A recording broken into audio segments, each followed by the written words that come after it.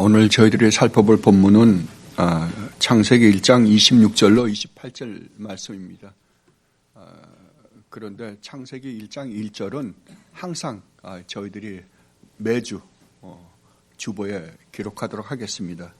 왜냐하면 이것이 모든 것의 기초이고 또한 모든 것이 되기 때문에 그렇습니다. 창세기 1장 1절과 1장 26절로 28절 말씀 제가 봉독해 드리겠습니다. 태초에 하나님이 천지를 창조하시니라.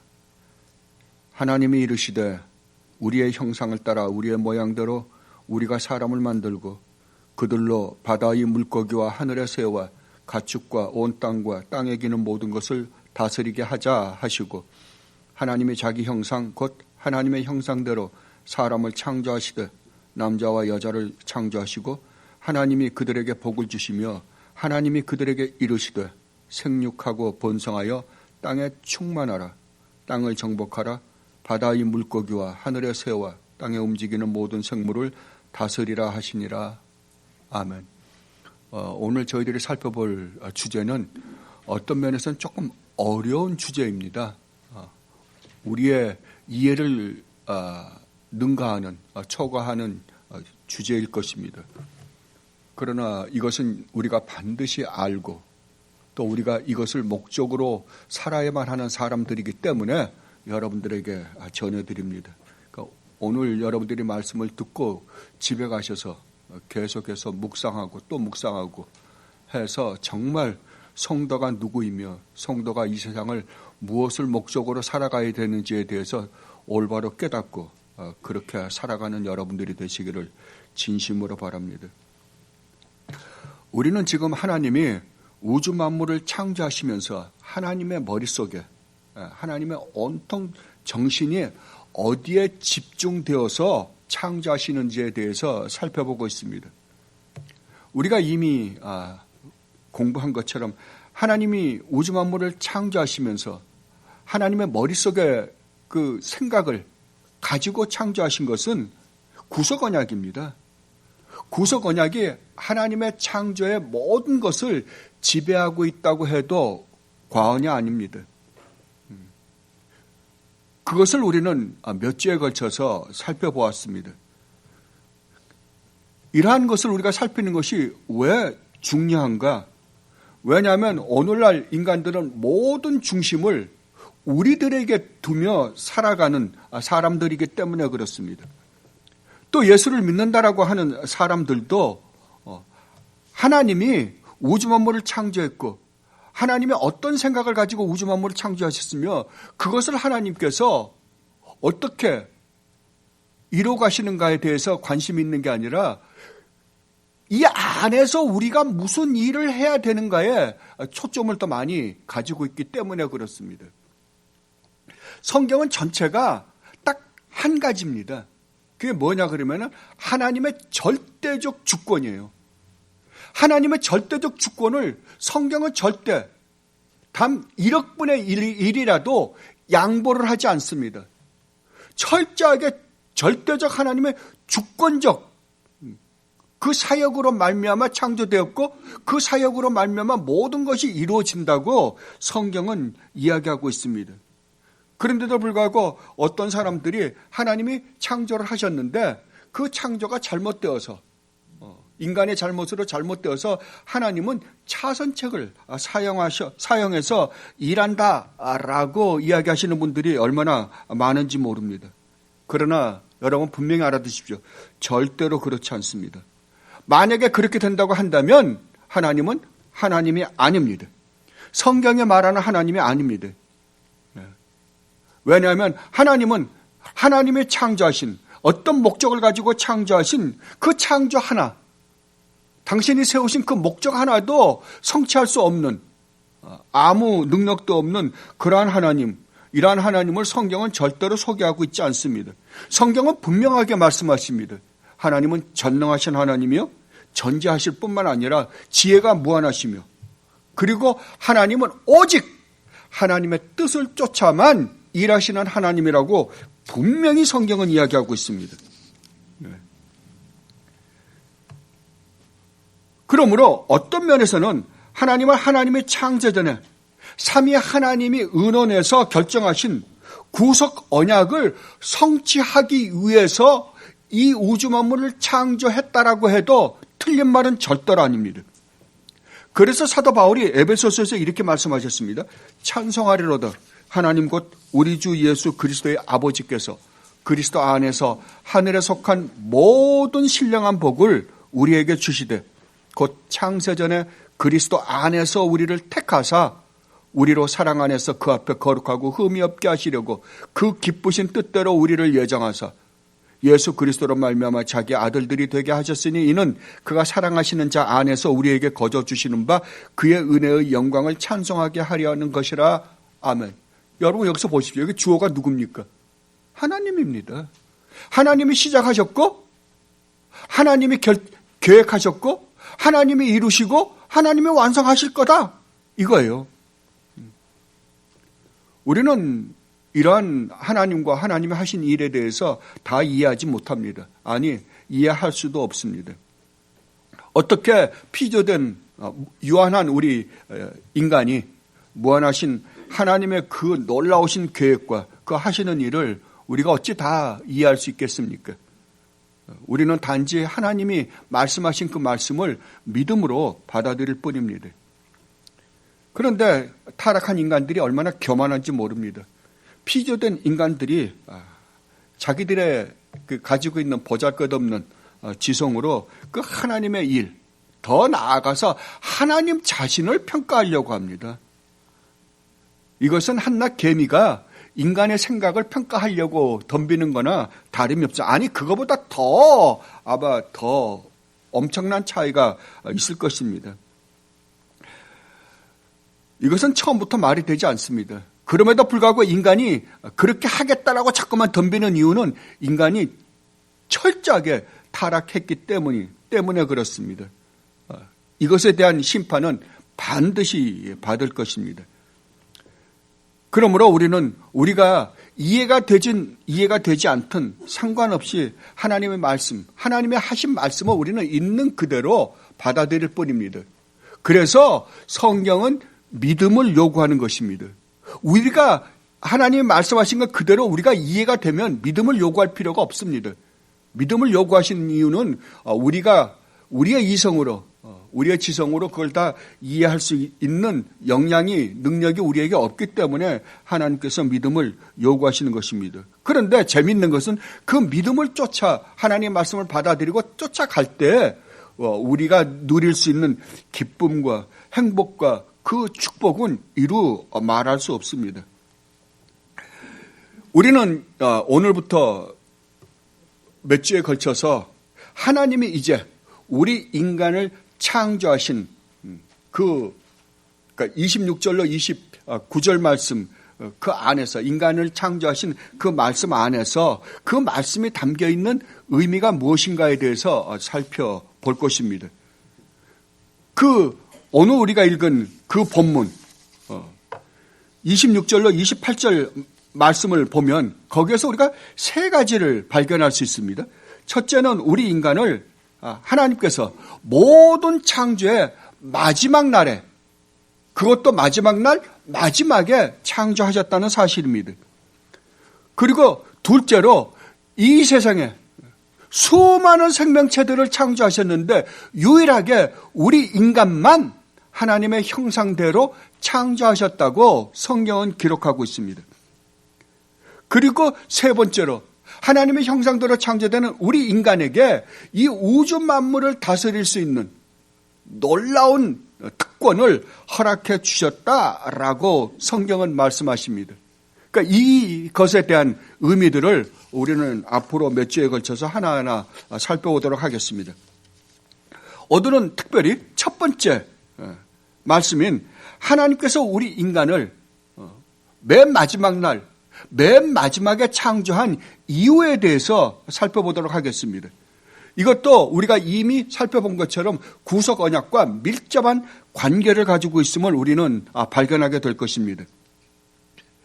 하나님께서 우주 만물을 창조하시고 모든 피조물을 다 창조하신 다음에 마지막에 우리 인간을 창조하셨다는 것은 하나님의 창조 목적이 누구에게 있는가 하면 우리 인간에게 있다라고 지금 말씀하시는 것입니다.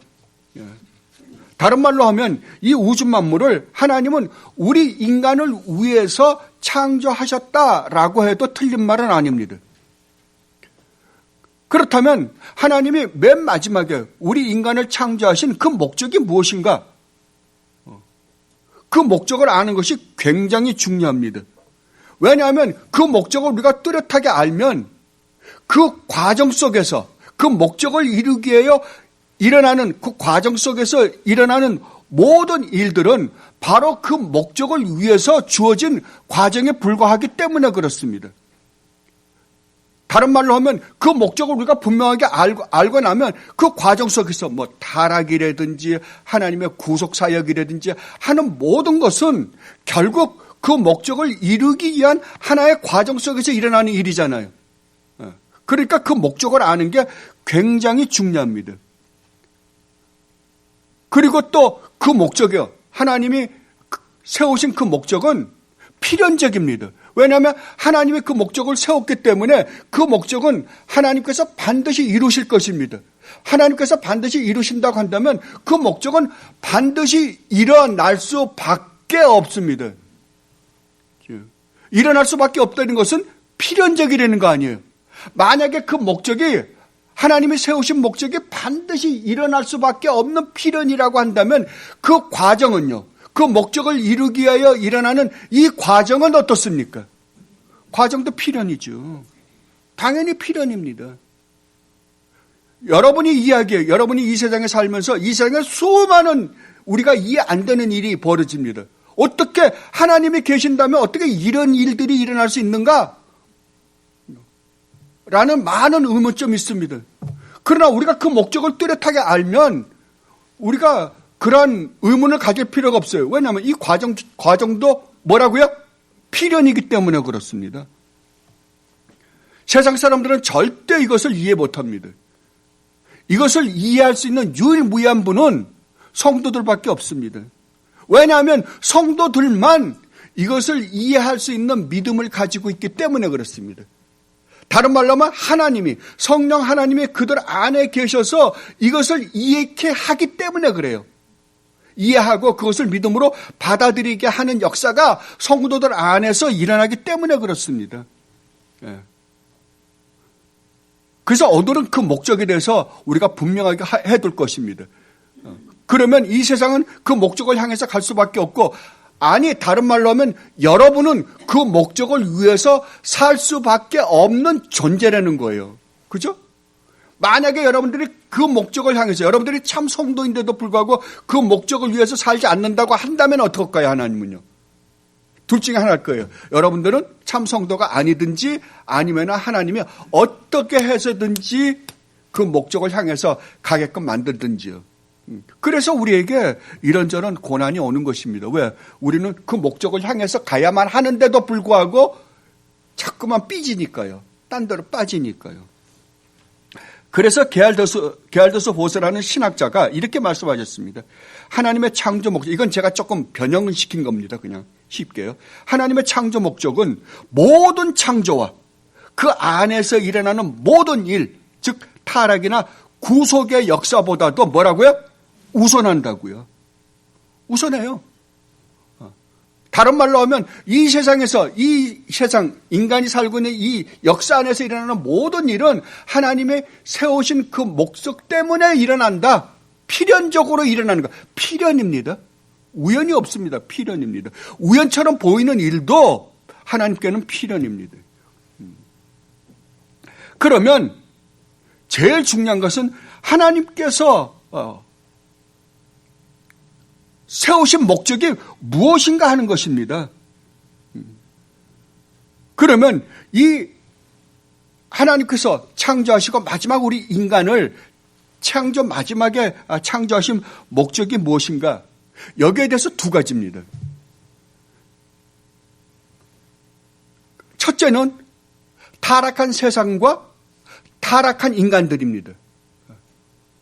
그러니까 타락한 세상과 타락한 인간들이 마지막에 받을 재앙입니다. 이게 하나의 목적이고 또 하나는 구원 얻은 하나님의 백성들의 마지막 장면이에요. 마지막 목적이에요. 이 두 개로 나뉩니다요. 오늘은 제가 특별히 먼저 구원받은 하나님의 백성들이 마지막에 어떠한 세상에 어떠한 모습으로 살게 될지에 대해서 여러분들에게 말씀드리도록 하겠습니다. 여러분들이 집에 가서 계시록 17장서부터 22장까지를 계속 읽으십시오. 그래서 17장서부터 20장까지는 이 세상과 이 세상에 하나님을 부인한 모든 인간들이 마지막에 얼마나 무시무시한 곳에서 무시무시한 심판을 받을지에 대해서 여러분들을 계속 읽으십시오. 이게 세상의 마지막입니다. 여러분들이 보고 있는 이 세상의 종말이 결국 그렇게 끝나고 말 것입니다. 그러나 하나님께서 택하신 백성들, 여러분들은 안 그럴 거예요. 여러분들의 모습은 계시록 21장, 22장, 5절까지가 여러분의 참 모습입니다. 그러니까 여러분들이 이걸 뚜렷하게 알면 지금 세상에서 일어나는 일들이 말도 안 되는 일이 일어나잖아요. 여러분들은 어떨 때는 저 사람이 잘못했어. 저 사람이 잘못했어. 저런 대통령이 나와서 그래. 그렇지만 가만히 보면 다 똑같아요. 누가 그러더라고요. 도끼개끼이라고요. 도끼개끼이에요. 진보는 어떻고 보수는 어떻습니까? 둘 다 똑같습니다. 둘 다 세상을 멸망으로 끌고 가는 건 똑같아요. 다를 게 아무것도 없습니다. 그 사람들이 결국은 어떻다고요? 계시록 17장에서 20장에 걸쳐서 소개한 그 멸망으로 반드시 가고 그 멸망을 받을 거예요. 그러나 성도는 아니라고요. 성도는 21장, 22장의 그 영광 가운데서 살게 될 것이라고 하나님 말씀하십니다. 이게 목적이에요. 그러니까 이 세상은 두 길밖에 없습니다. 이 두 길 중에 하나예요. 그러니까 여러분들이 읽어보시면 정말 내가 무엇을 목적으로 살아가야 되는지에 대해서 분명해질 것입니다. 그러면 여러분들 제가 오늘 21장 1절부터 22장 5절까지를 먼저 읽어야 되는데 읽질 않을 거예요. 읽질 않고 제가 그 안에 있는 것들을 하나하나 소개만 해드릴게요. 대충 한 10가지로 제가 뽑았는데 여러분들에게 소개해드리겠습니다. 여러분들이 이 소개해드린 이것을 여러분들이 읽고 또 읽고 읽고 또 읽고 묵상해 보십시오. 그래서 정말 이 세상 다 끝나는 그때 내가 얼마나 영광스러운 하나님의 존전에서 하나님과 함께 살 것을 생각하십시오. 그런데 하나님을 모르는 이 세상은 어떻게 된다고요? 반드시 멸망한다니까요. 그러면 여러분 한번 생각해 보십시오. 여러분들은 이 세상을 쫓아가겠어요? 아니면 하나님의 뜻을 쫓아 지금 이 목적을 향해서 가야 되겠어요? 분명해지잖아요. 그죠? 여러분들 이게 분명해지면 여러분이 이 땅을 어떻게 살아야 되는지가 분명해져요. 무엇을 목적으로 살아야 되는지가 분명해진다니까요. 계시록 21장 1절을 보면 이렇게 기록하고 있습니다.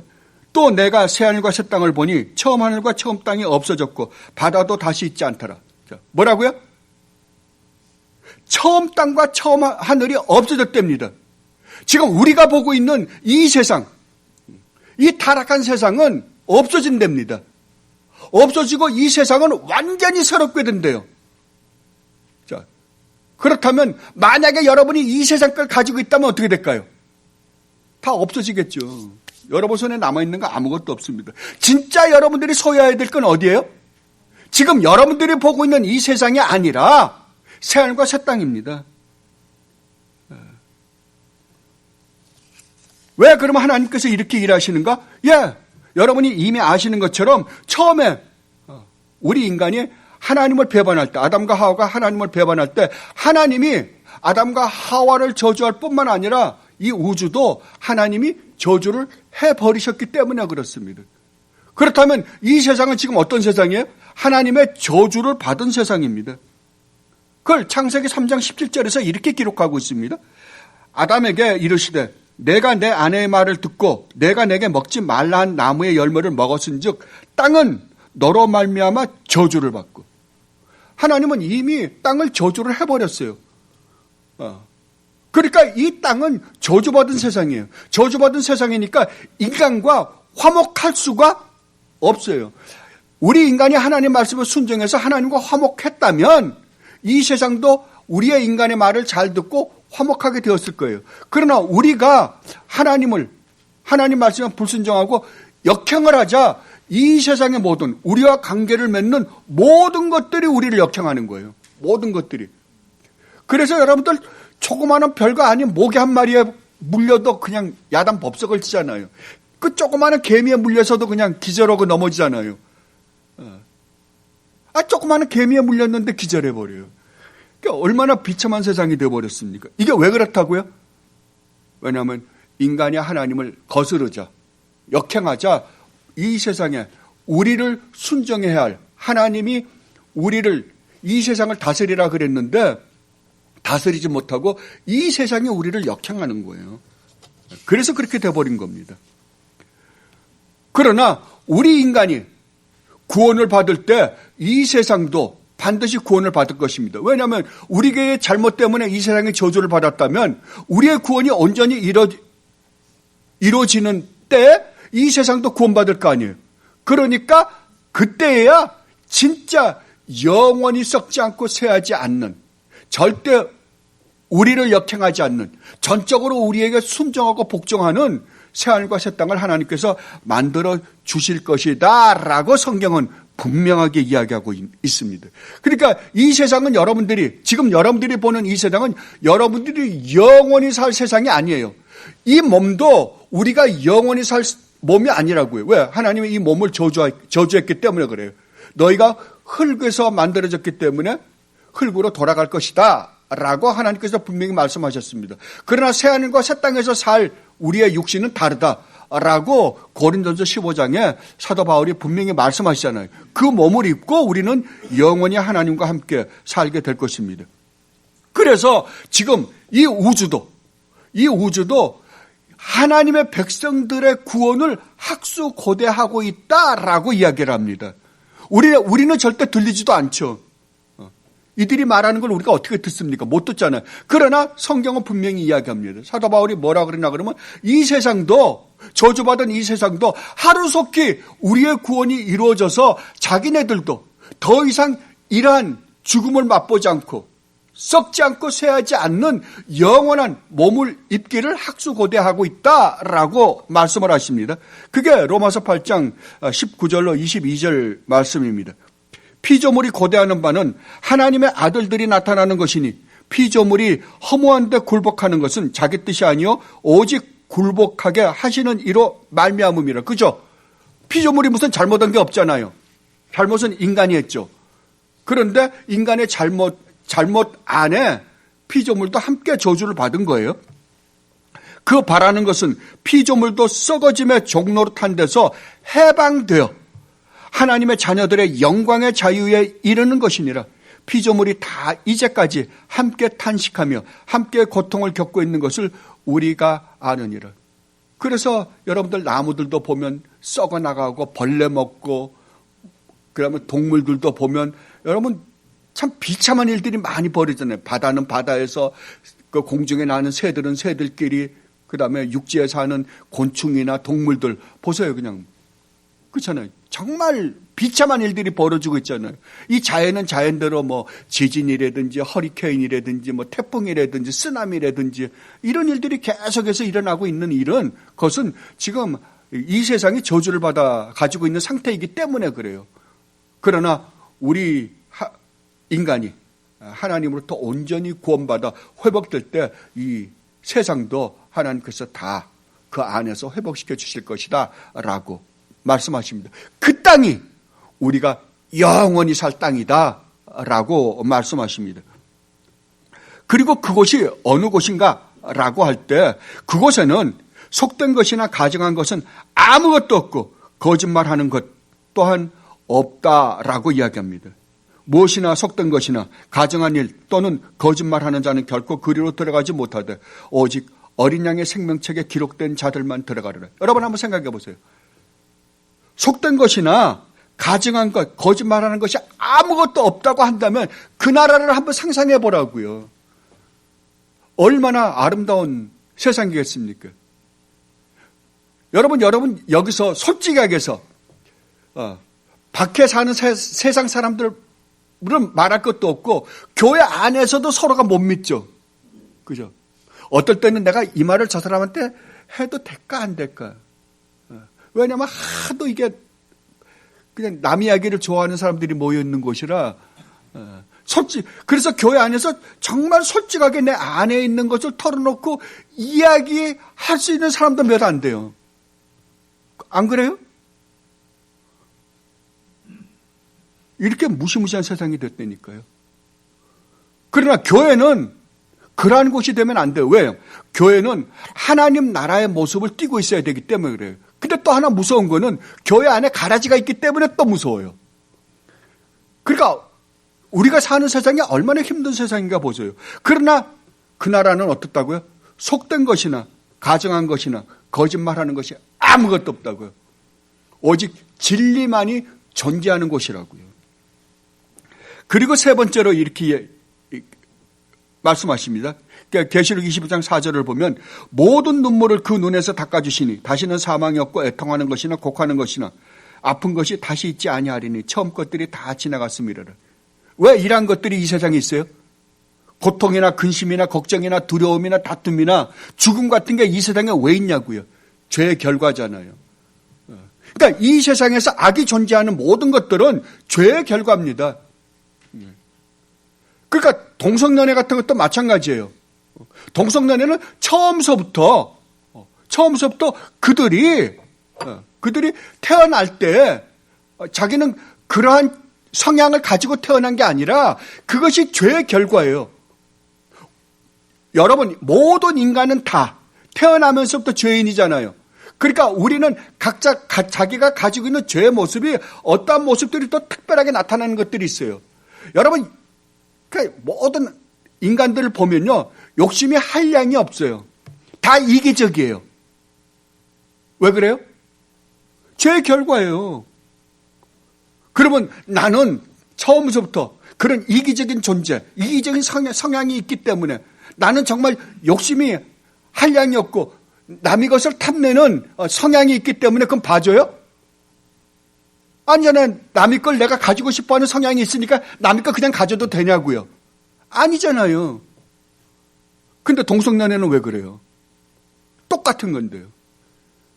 그게 우리가 죄를 지은 결과 중에 하나예요. 결과로 나타나는 양상 중에 하나라고요.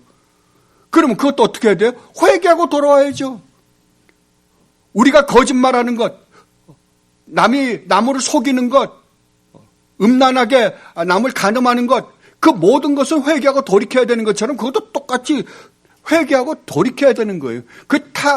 태어나면서부터 그런 성향을 가졌다는 것은 태어나면서부터 우리 인간은 죄인이다라는 말이나 똑같은 거예요. 다른 거 아무것도 없어요.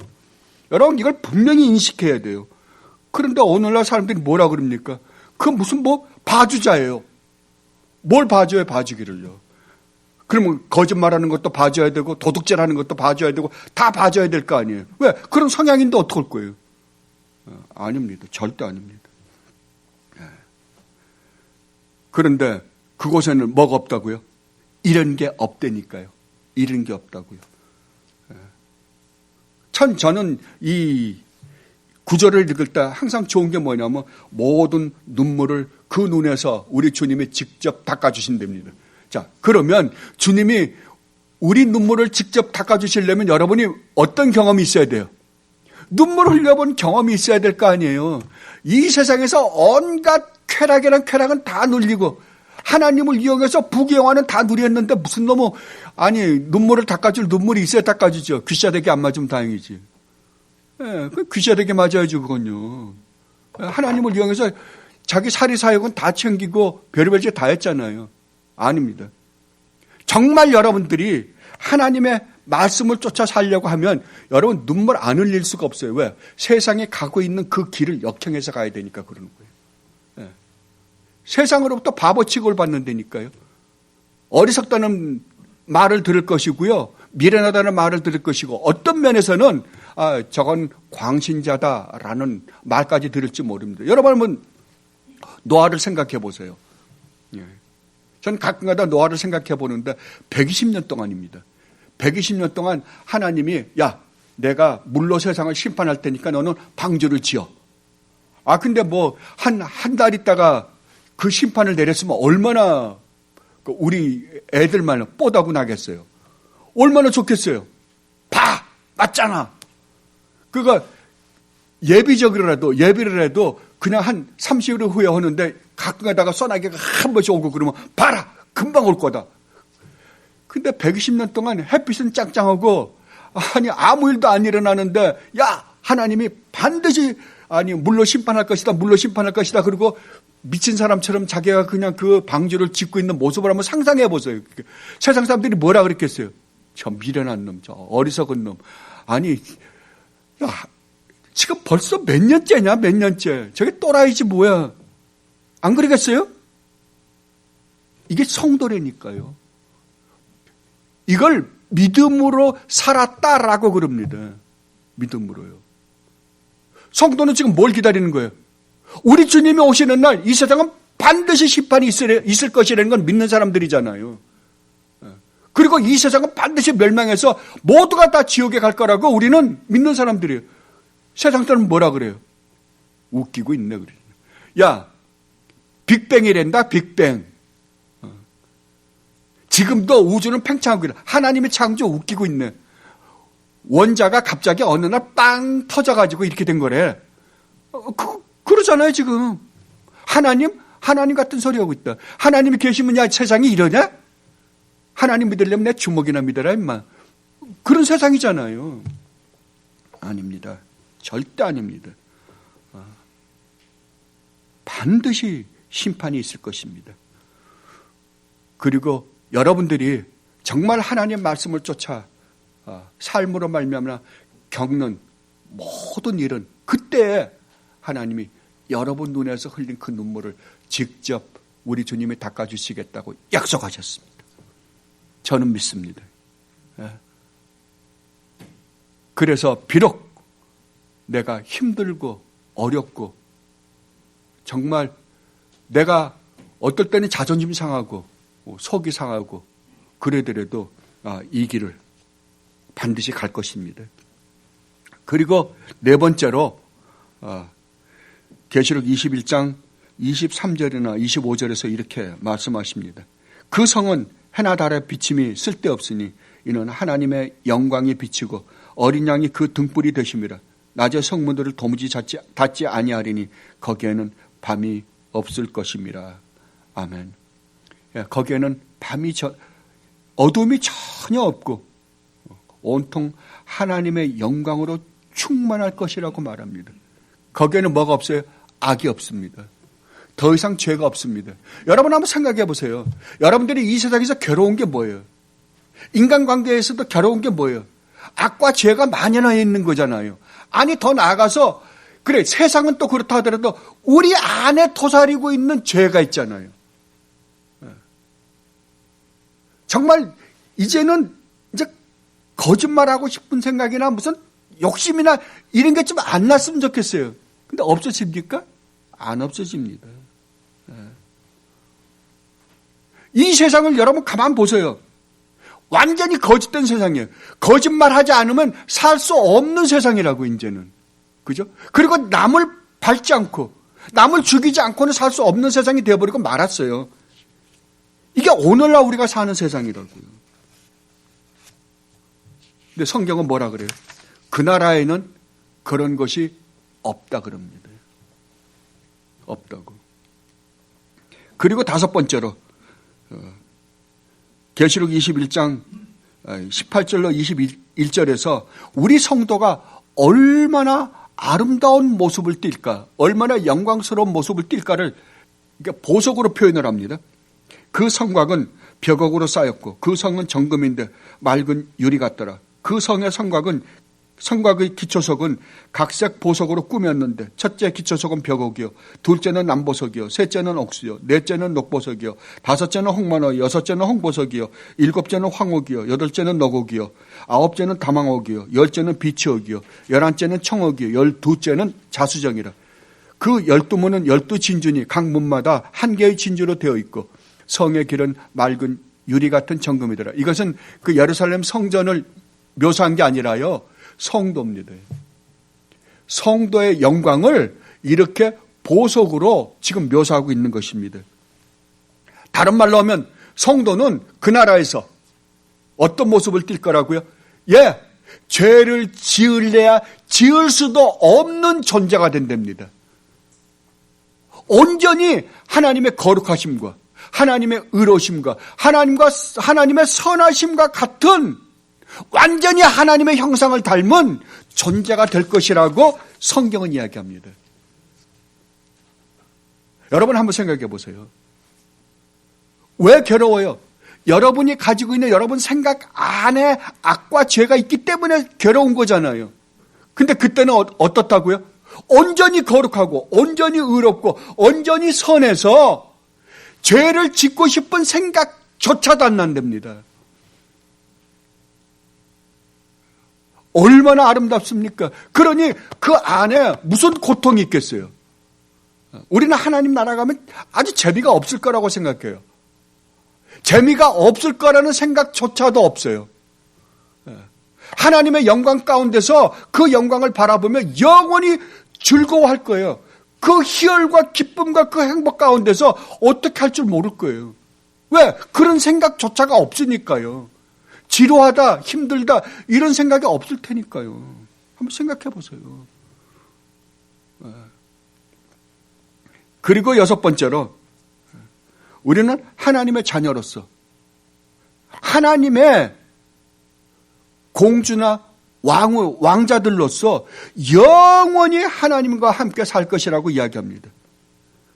그리고 하나님의 영광을 매일매일 순간순간 맛보며 누리며 즐기며 살게 될 것이라고 성경은 분명하게 이야기하고 있습니다.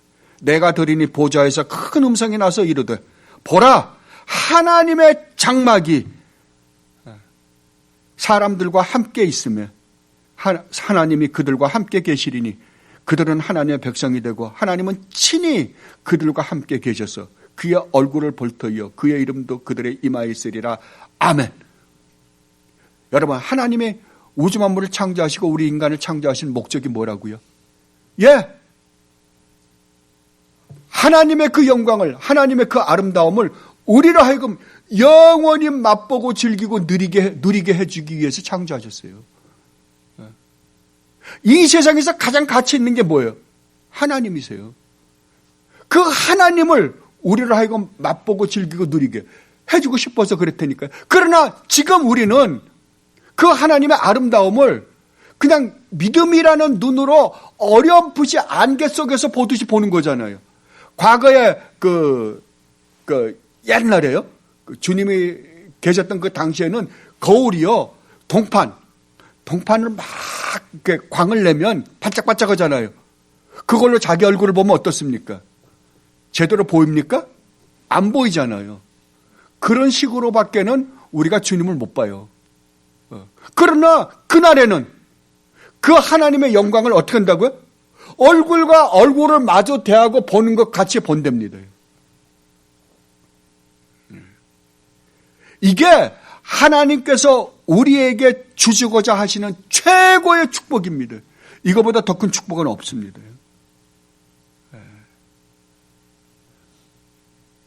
그 축복을 우리로 하여금 누리게 해주겠다라고 약속하십니다. 그리고 일곱 번째로 매일매일 매 순간 하나님의 입에서 나오는, 하나님이 직접 말씀하시는 그 말씀으로 우리의 영혼은 매일매일 새로워질 거라고 성경은 이야기하고 있습니다. 또 내게 말씀하시되 이루었도다. 나는 알파와 오메가요 처음과 마지막이라. 내가 생명수 샘물을 목마른 자에게 값없이 주리니 또 그가 수정같이 맑은 생명수의 강을 내게 보이니 하나님과 및 어린 양의 보좌로부터 나와서 길 가운데로 흐르더라. 강 좌우에 생명나무가 있어 12가지 열매를 맺되 달마다 그 열매를 맺고 그 나무 잎사귀들은 만국을 치료하기 위하여 있더라. 아멘. 그곳에는 더 이상 선과 악을 알게 하는 나무는 없습니다. 우리를 유혹하는 건 아무것도 없습니다. 오직 생명나무만 있습니다. 하나님의 입에서 나오는 그 달콤한 말씀을 듣고 우리의 영혼은 매일매일 새로워질 것이라고 성경은 말씀하고 있습니다. 그리고 우리는 우리 주님과 함께 영원히 우주 만물을 다스릴 것이다 라고 말씀하십니다. 지금은 이 우주 만물이 우리의 다스림을 받지 않습니다. 우리는 분명히 우주 만물을 다스리는데도 불구하고 이것들이 우리의 말을 안 들어요. 왜냐하면 아직까지 여기는 타락한 세상이기 때문에 그렇습니다. 그러나 하나님이 새롭게 만든 그 새하늘과 새 땅에서는 이 우주와 우주에 있는 모든 생명체들이 어떻게 한다고요? 우리에게 절대적으로 복종하며 살게 될 것이다 라고 말씀하십니다. 다시는 밤이 없겠고 등불과 햇빛이 쓸데없으니 이는 주 하나님이 그들에게 빛이심이라. 그들이 세세토록 왕노릇하리로다. 아멘. 그들이 누구예요? 우리입니다. 우리가 왕노릇할 것이라 그럽니다. 여러분 한번 상상을 해보세요. 그러니까 이러한 것들을 상상을 해보면 정말 하나님 나라가 어떠한 곳인지, 하나님 나라는 무슨 극락세계가 아니에요. 얼마나 아름다운 세계인지, 얼마나 내가 아름다운 모습으로, 영광스러운 모습으로, 그러니까 하나님의 영광과 같은 영광스러운 모습. 나중에 우리가 하나님의 형상에 대해서 공부할 때 하나님의 형상에 대해서 살펴볼 것입니다. 이제는 진짜 하나님의 형상 그대로를 닮은 우리의 모습으로 살아갈 거 아니에요. 영원히. 이 축복을 주기 위해서 하나님이 우주 만물을 창조하고 우리를 창조했다니까요. 그런데 그것을 발로 걷어찬 사람들이 누구예요? 우리라고요. 우리. 그리고 그 나라에서 우리는 영원히 하나님을 예배할 것입니다. 다시 저주를 받을 일이라고는 아무것도 그 도성에 없을 것입니다. 하나님과 어린 양의 보좌가 도성 안에 있고 그의 종들이 그를 예배한다라고 말씀하십니다. 그러니까 그곳에는 영원한 평강과 안식만이 있을 것입니다. 더 이상 선과 악을 알게 하는 나무의 열매는 없고 오직 생명나무만 존재해서 영원히 하나님이 우리에게 주시겠다고 약속하신 그 안식을 영원히 누리게 될 것입니다. 이것이 하나님이 우주 만물을 창조하시고 우리 인간을 마지막 날에 창조하신 궁극적인 목적입니다. 이것을 어떻게 했어요? 이것을 우리가 발로 차버렸다니까요. 우리가 버려버렸어요. 그럼에도 불구하고 하나님은 하나님의 아들이신 성자 하나님을 보내서 성자 하나님 안에서 이 축복을 우리에게 허락해 주셨다고요. 이 축복이 너희 것이다 라고 사도 요한을 통해서 요한계시록을 기록하시면서 우리에게 가르쳐 주셨어요. 자, 그렇다고 한다면 이 세상은 지금 멸망의 세상입니다. 멸망으로 가고 있는 세상이에요. 계시록 17장에서 20장의 그 멸망을 반드시 받을 수밖에 없는 길로 갈 거예요. 그러나 우리에게 주어진 축복은 뭐라고요? 우리에게는 이 영광의 축복이 우리에게 보장되어 있다니까요. 그렇다면 우리는 지금 무엇을 향해서 살아야만 하는 사람들이에요? 이것을 향해서 살아야만 하는 사람들이에요. 그죠? 우리는 그 하나님이 우리에게 주시겠다고 약속하신 이 놀라운 계시록 21장, 22장 5절까지의 이 영광의 축복을 바라보며 그것을 향해서 가는 사람들을 성도라고 그럽니다. 여러분, 여러분에게 주어진 축복이 무엇인지, 하나님이 여러분을 구원해서 정말 여러분에게 맛보 알게 해주고자 하시는 그 축복이 무엇인지 여러분 묵상하고 또 묵상하십시오. 자꾸만 이 놀라운 축복을 여러분들이 묵상해서 정말 여러분의 것이 되는 순간 여러분 눈에는 사도 바울이 말씀하신 것처럼 이 세상의 것이 배설물로 보일 것입니다. 배설물로 보일 것입니다. 왜? 이 세상의 것은 반드시 멸망할 수밖에 없는 것들이기 때문에 그렇습니다. 그 무시무시한 하나님의 저주 가운데 떨어질 수밖에 없는 것들이기 때문에 그래요. 그러나 우리는 아니라고요. 우리는 그리스도 안에서 이 놀라운 축복을 받은 사람들이라고요. 우리가 잘나서요? 똑똑해서요? 우리가 하나님께 뭘 해서요? 아니잖아요. 은혜로 받은 사람들이잖아요. 은혜로. 하나님의 주권적 은혜로 말미암는 믿음으로 이것을 소유한 사람들. 이미 소유했다니까요. 그리스도 안에서. 이제 실질적으로 주님이 다시 오시는 날, 아니 우리가 주님 앞으로 가는 그 순간 우리는 이 축복 가운데 거하게 될 것입니다. 이 축복을 매일매일 묵상하고 이 축복 가운데 사는 여러분들이 되시기를 진심으로 바랍니다. 기도하겠습니다. 주님, 정말로 고맙습니다. 또 다시 저희들 이렇게 아버지께서 저희들을 구원해서 주시고자 하시는 그 축복이 얼마나 놀라운지를 다시 한번 깨닫고 그것을 바라보며 기쁨 가운데서 살 수 있게 해주신 것 진심으로 감사드립니다. 매일매일 이것을 묵상하고 정말 아버지께서 저희들에게 주시겠다라는 이 약속을 바라보며 하루하루를 기쁨 가운데서 살아갈 수 있는 주님의 귀한 백성들이 되게 하여 주옵소서. 감사하며 우리 주님 예수 그리스도 이름으로 기도드리옵나이다. 아멘.